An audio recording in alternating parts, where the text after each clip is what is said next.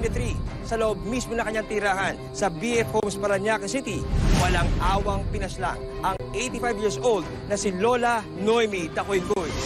Nabalot ng misteryo ang kanyang pagkamatay, lalo na sa pagtukoy sa sinapit ng biktima at kung sino ang totoong pumatay sa kanya. Samahan niyo ako sa pagtuklas sa katotohanan tungo sa paghahanap ng katarungan sa likod ng kasong ito. Magandang hapon. Ako po si John Consulta para sa Pinoy Crime Stories.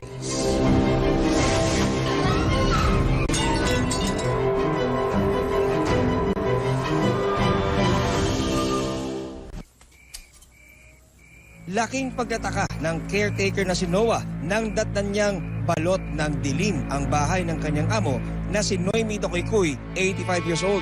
Ma'am Noemi? Parang madilim-dilim na. Hindi na ito bumubukas ang ilaw dito. Angelica? Angelica? Oh, Kuya Noah. Nandito ba si Ma'am Noemi? Wala po eh. Bakit po? Dumaan ako sa bahay nila. Pero walang tao.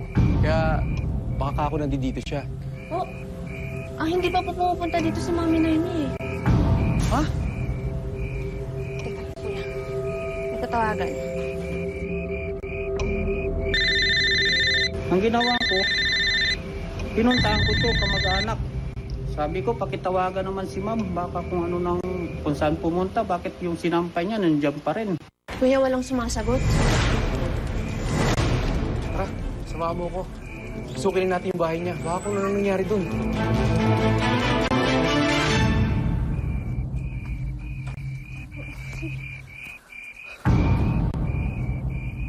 Wala naman dito si Mami Noemi.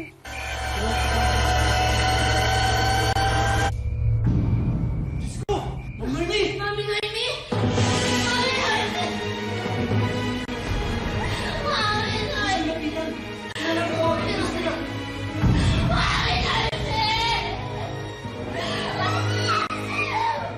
Pagpasok namin sa kusina, binuksan ng ilaw. Wala. Dito sa sala, doon, tumambad sa amin. Ang matandang may-ari ng bahay na si Lola Noemi natuklasang isa ng malamig na bangkay. Sa dining hall na ito ng pamilya Dacoycoy natagpuan ang bangkay ni Ma'am Noemi. Sa banda rito nakita ang kanyang ulo, narito ang kanyang katawan. Nakadapa, duguan at wala ng buhay.